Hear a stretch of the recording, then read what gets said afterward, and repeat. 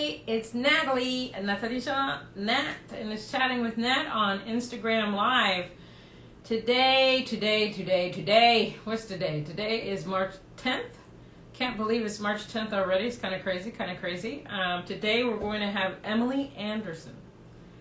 Fantastic Emily Anderson. I'm going to let her in before I...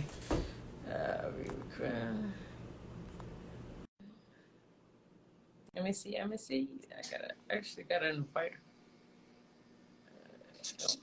Hello.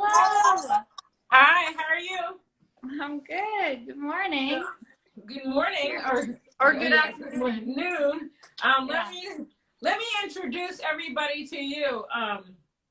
Like stumbling into a rose garden on a trek through the Arctic, listeners of Emily Anderson's music find themselves helplessly lifted into a world so hauntingly familiar and yet so enchantingly curious. Anderson's music is as shaped by this whimsical perspective as it is by her music credentials. A multi-instrumentalist trained at the Berklee College of Music in Boston, Anderson fills her songs with images of nature, hope, and the solar system, not to mention a few puns. Anderson hails from Fairbanks, Alaska, and now splits her time between her hometown and Los Angeles. That was a mouthful, but it was a good mouthful. I highly recommend getting a friend to write your bio because there's no way that I ever would have written that about myself. I love it, though. I love it. It's so you, and I'm so glad that I actually got to meet you through the songwriting circle through I know. I was with so excited when I made the connection that it was you. I was like, oh my gosh. Yeah, because I actually look very different when I'm in the house. I'm in my room. I look ratchet, very ratchet. No, never. Because ratchet is me. Since the pandemic, it's really hard to stay. Like I put some lipstick on for you. My hair is lipstick on for you. You see? And I brushed my hair today. Big day. I don't know if that works. I brushed my hair. So yeah, no, I'm so glad we got to hook up here on Chatting with That. I'm honored to have you on here because you are phenomenal. Like you come up with music, the melodies like this. Anybody wants to work with you, they need to contact me. So hopefully a lot of people will contact you. So tell us about your music. How would you describe your music? Like stumbling through the art. No. I like that. I mean, I guess as far as like genre wise, I would classify myself as like indie folk-ish. Okay. And with some pop tendencies.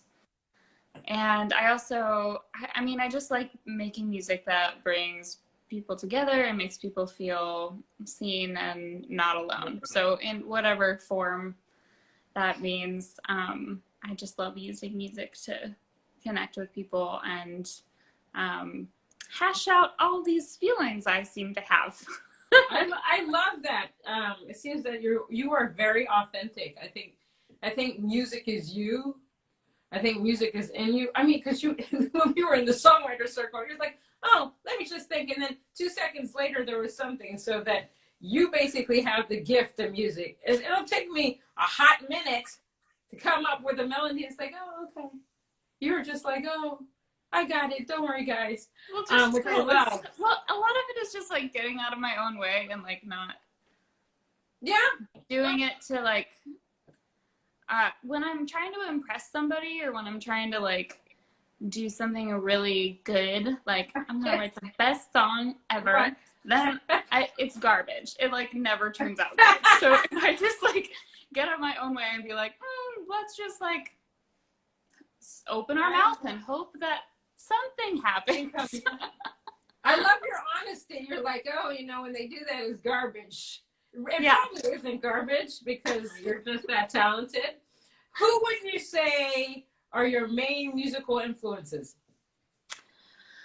Gosh, I grew up, my dad had like tons of records in the house, so we would listen to like Sheryl Crow and Suzanne Vega and the Eagles and the Beatles, and I remember like the first time I felt like so excited about songwriting music was when I heard Regina Spektor. Oh wow. For the first time. Like Soviet Kitsch changed my life. I was just like, this is amazing. I love this so much. I also love like Carole King. I grew up listening to Alicia Keys. Yeah, just like I love the badass women. That's kind of my favorite genre is badass women. I like that, badass women. I like that. You're speaking your truth. Badass women rock. So let's see. You need to listen to. I need to share an MP3 with you. I interviewed this other lady called Elizabeth Lockhart. Ooh, okay. And you got it. I'll send her her email. Oh my God, she's amazing. Her voice gives me goosebumps. Oh my God! Yay! Yeah, I interviewed her on my blog talk, and she's actually classically trained, but her music is folk, and so she has a range on her that. Oh my God! I'll share that with you because I'm sure. That's so awesome. I got to get you two together because Joni vibes. Yeah, no, Joni vibes. What got you interested in music? I feel like it was just something that I was always drawn to as a kid. I feel like that's pretty normal for most musicians. Is it's just like one of those things that you can't not do. Right. So it just slowly started filling up my calendar. From a pretty young age, I was like in choir and musical theater, and I started a barbershop a cappella group. So that was fun. Yeah. Wow. So like all types of music was awesome. What I was doing. And I started writing songs when I was like, I was pretty little, but they were all like about my dog.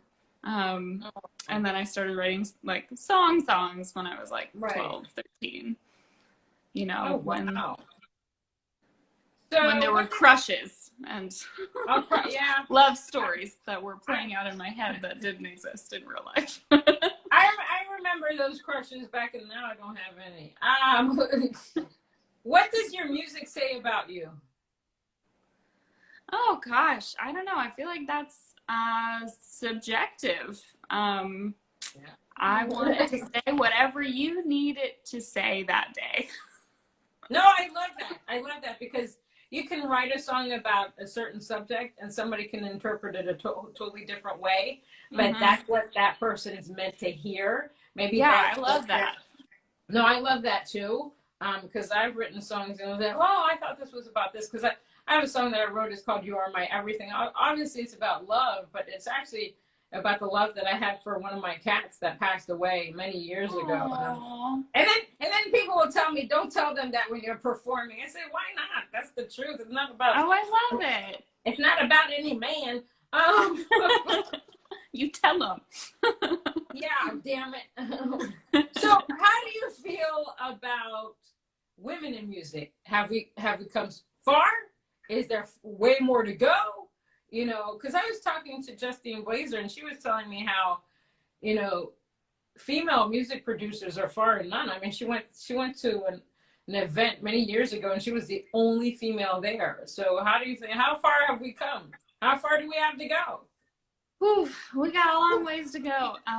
When I was going to Berklee, it was a really big deal because they had just hit the 30%. Women mark for students, just the students. And that was a really big deal. And so, I don't know, I remember being like the only girl in my class or the only girl in my ensemble or like one of two. And it's just weird. I mean, I think there's no reason for it other than like we don't have enough examples of female producers, like I think about that all the time. It's like I had these examples of female piano players, female guitarists. Like, what if I had been exposed to like a female bassist? Like, what if Esperanza Spalding was who I grew up listening to?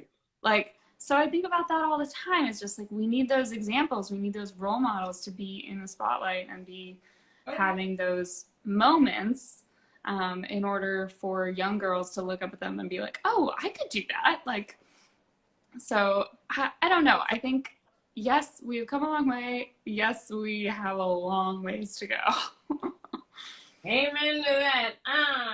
So how do you feel? So I was talking to somebody yesterday about how I feel that media and radio are responsible for the fact that a lot of independent artists are not being, heard and seen because they want you to listen to the same artist on a daily basis. And I give the same story. It's like Lizzo. At one point, I really loved her music, especially her popular songs, and then they were playing it morning, noon, and night. After a while, I couldn't listen to it anymore, and so I would turn off the radio. Mm-hmm. Anytime her voice would come on there, I would turn it off. And so the thing is, the media and the radio stations, obviously, is pay to play. Not all independent artists have mainstream artists' deep pockets. So, but they rather inundate you with the same music over and over again to the point that you're going to turn it off, which doesn't seem like it's a business. It doesn't seem like it's a business. Doesn't seem conducive. Yeah. Yeah, it doesn't seem conducive. So how do you feel about that? Because we need a platform, and it seems like they just want you to know specific artists for the rest of your lives. So how are we supposed to go out there and be seen and heard? I feel like, I mean, in my mind, I don't focus on radio. Like, that's not part of my goals as an artist, just because, you do have to have really deep pockets to, be on the radio and like have that, record label fighting for you. And, yeah, I don't know. I just feel like it's very financially driven, which makes sense. Like, everyone has to make money, sure. But I would rather focus on like actually building a community and building a fan base that's, Bandcamp. Bandcamp's a great example. I think that there are lots of avenues for indie musicians to like reach their audience, but it isn't going to be the same sort of volume, and that is fine. I feel like there's room for everybody. It doesn't have to, you don't have to like be Beyonce or be nobody. No. Like, there's so much in the middle, and I love Beyonce. I don't know if I want her life. Like, that seems like a lot of pressure. I get what you're saying. I have a Bandcamp account. I haven't looked at that in 20 years, or 100 years. But the problem, the problem is that it's not even about, I think, whether you want to be on radio or television or wherever. The problem is that these avenues like radio and TV and all that stuff, they just focus so much on the mainstream artists that we have to fight way too much to be seen. Like, I want to do a challenge to radio stations. Pick 3 independent artists that do everything themselves. Just play them. Have a 30-minute show. Have some balls to do something like that. It's not going to hurt them. It really isn't. Just to introduce somebody.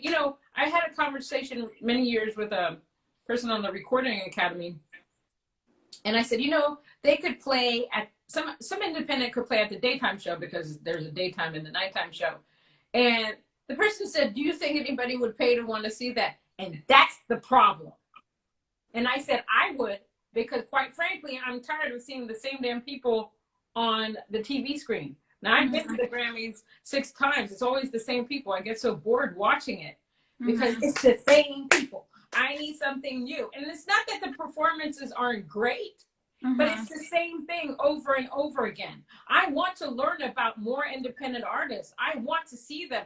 And then the thing is, and the indies, I'm sorry, they write great music. A lot of them do. And we're writing our own music.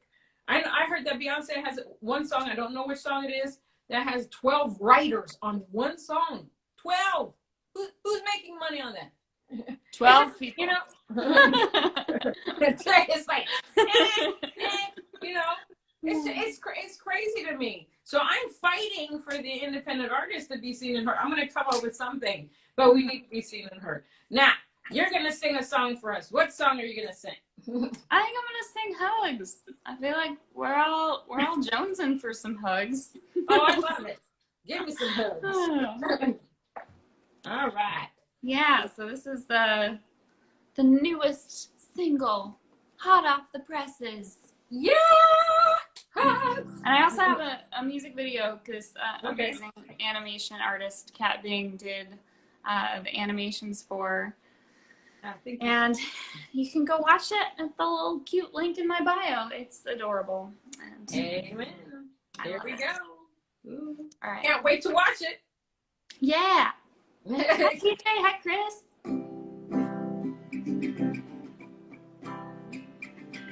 I wish you could come on over. Talking on the phone just ain't the same.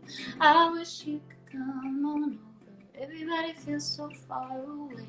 I wish you could come on over. Something I think you'd understand.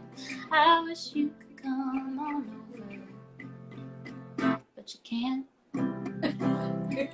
Soon.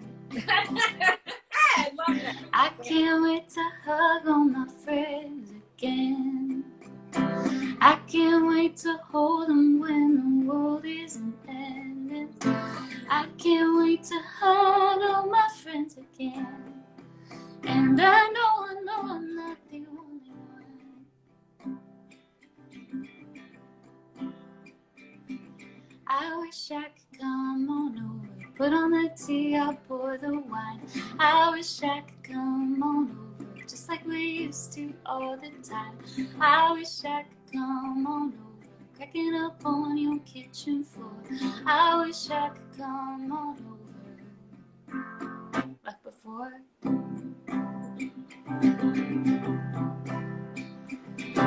I can't wait to hug all my friends again. I can't wait to hold them when the world isn't ending. I can't wait to hug all my friends again. And I know I'm not the only one. I'm sure when this is over, I'm gonna hold you a little longer. 'Cause your head on my shoulder always made me feel a little stronger. And I need that now. I can't wait to hug all my friends again. Everybody! I can't wait to hold them when the world isn't ending. I can't wait to hug all my friends again. And I know I'm not the only one. Yeah, I know I'm not the only one. Oh, I know I'm not the only one.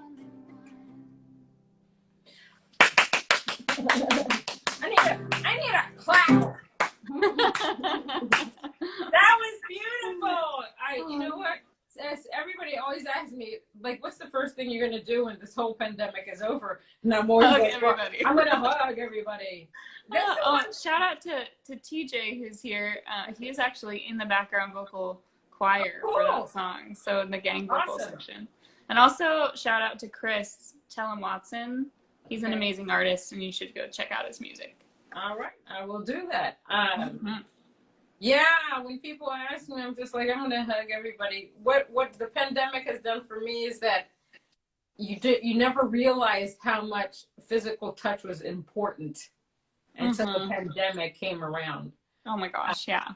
You're lucky because you're married. I'm single, so the pandemic that just ruined the whole social scene, the whole dating scene. Dating, like all my single friends, I just feel so bad. Like the dating in a pandemic is, well, dating in LA is a challenge in itself, and then like dating in a pandemic in LA. It's like, well, hey, yeah.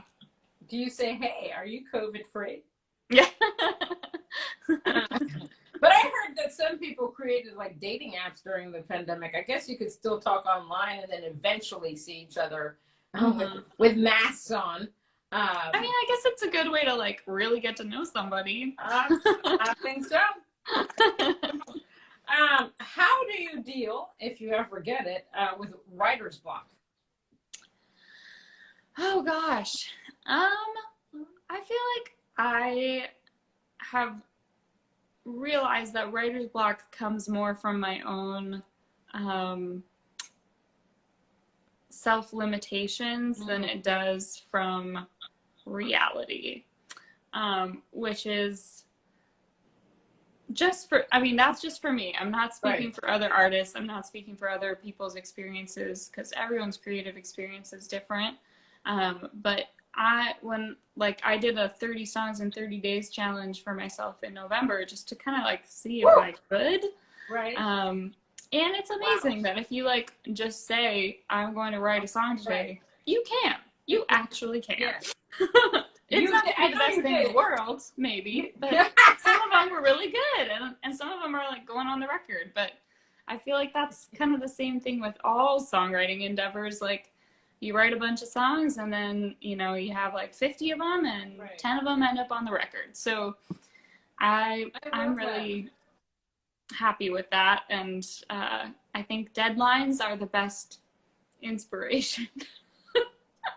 Boy, you're somebody's hero. Aw, thank you. Oh, you're my hero. You're funny. That's so sweet. Cheers. Clink. This is my little Leo mug. We're really embracing the LA lifestyle. Oh my gosh. Wow, 30 songs in 30 days. I'm going to try that. But I love what you said. It's all about intention. If that's your intention, that's what's going to come out, you know. You have, and you also have to believe in yourself. And let me tell you, that's one thing you have to believe. That's hard. That's a full-time job in itself. Oh yeah, it is, especially in the music industry, because there's so many things that go on in the music industry. But I'm of the mindset, you know, whatever I do, I try to put love into it. So whatever is going to come out is going to be the best that it's going to be. And so I really don't care what other people think. I just don't. You can't. Obviously, if you're in the music business, you're trying to get your music in sync license, and you want the person to really like that song so they can put the music in a song documentary or TV commercial, whatever the case may be. But I'm like not a very, I guess, structured writer in the sense, oh, it has to be like this, oh, it has to be like that. I just let it pour out, and the way that it's going to come out on the paper is the way it's meant to be. And the way I love that. You know what I mean? The way I deliver it, I just deliver it, comes from my soul. That's why I hate rehearsing. Like before, when we used to have gigs, I would hate rehearsing, because when I'd have the actual gig, I would change things around. Because I like to let it flow naturally. Let the spirit move me and let the music come out. Bam. You know. Yeah, I always do that too. Like I love rehearsal just because I'm a nerd, and I also like just get anxious, and so I need planning in my life. Otherwise, I freak out. Haha, so fun! I'm so fun. And then at the gig, I'm always like, oh, let's switch and do this song instead. And my band is like, we all have set lists. What do you do? I do the same thing. I love that. I love that. What advice would you give your younger self? Oh gosh, you know, I kind of wish that I would switch it around, because like I am so proud of my younger self in that, like, I can't believe that as a 16-year-old I was like, oh, I'm gonna save up the money that I was gonna, you know, spend to get a car or whatever and like make an album. So I like still can't believe that I did that. Wow. And I mean, you can't find the album anywhere. I took it off the internet, but why? But I'm still really proud I of it. want to And I'm hear like it. proud that I did that. Oh, it's just like not the best, but it's really fun. And if you're a patron, I have a Patreon page, and I've been posting the songs that I wrote and released as a 16-year-old. So if you're in my Patreon fam, you get full access to all of the 16-year-old Emily music. I'm going to have to be part of that fam to be able to listen to it. I'm excited. It's pretty funny. Wow, at 16, you're just like, I'm going to do this album. Screw the car. This is what I'm going to do. I can't believe, like, there are so many things about my younger self that I have so much more self-doubt, and like, right. I think that there's a lot more at stake, and I put a lot more pressure on myself because it's my job now. Right. And so I kind of like, I wish I could channel more of that, like, you know, 16-year-old me that was like, I'm gonna do this and I don't care. I love that so much. What do you enjoy most about being an artist?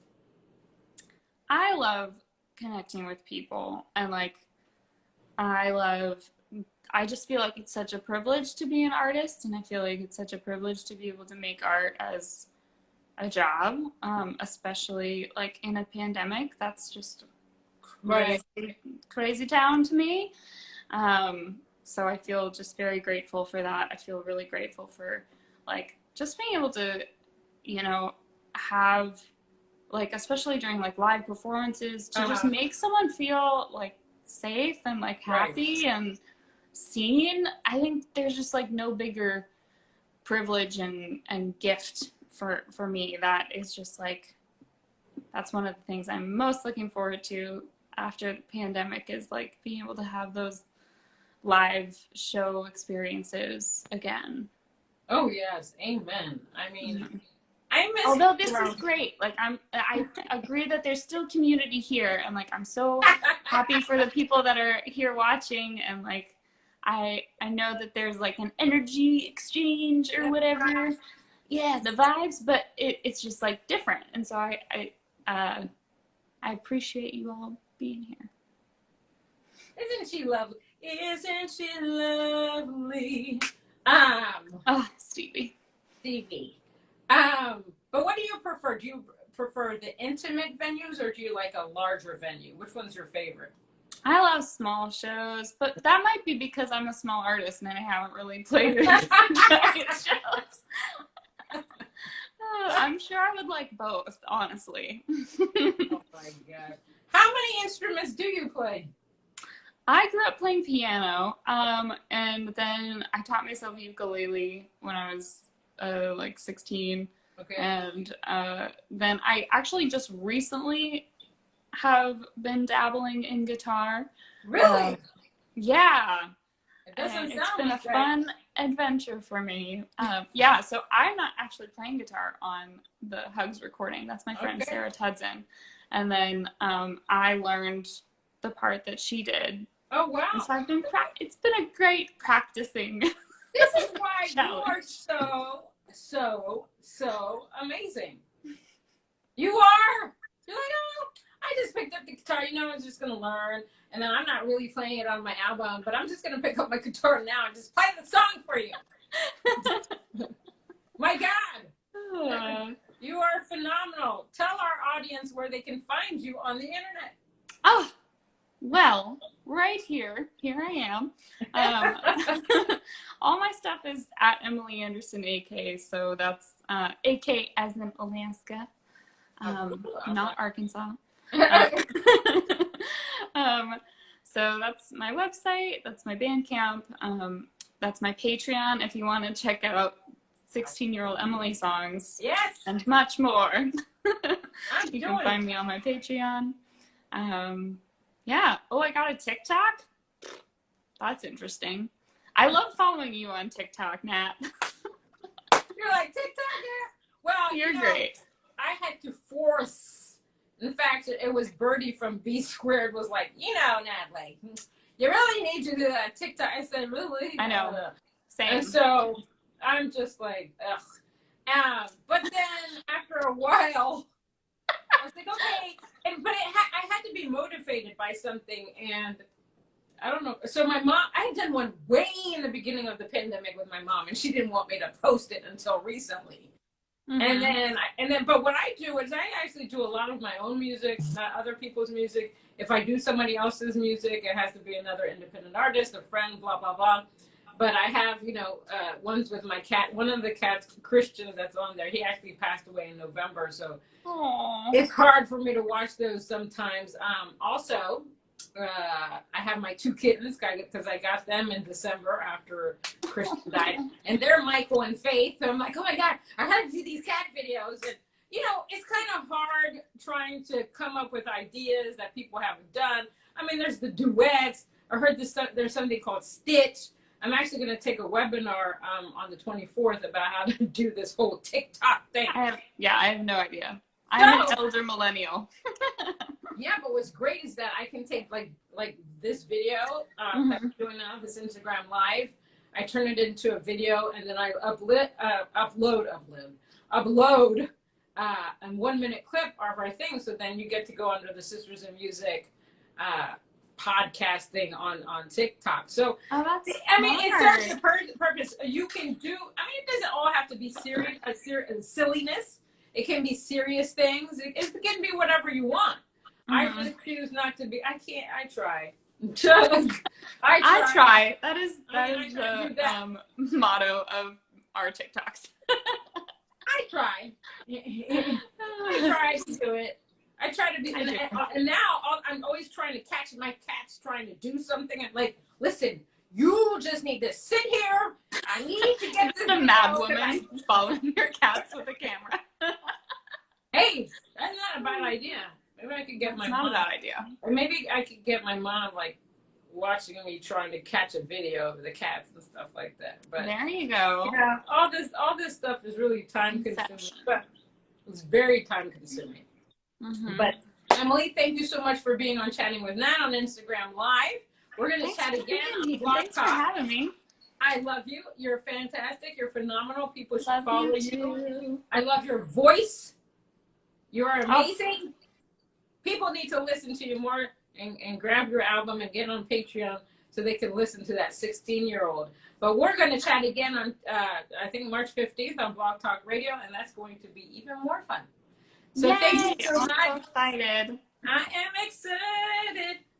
So thank you so much, and I'll chat with you on the 15th. All right, talk soon.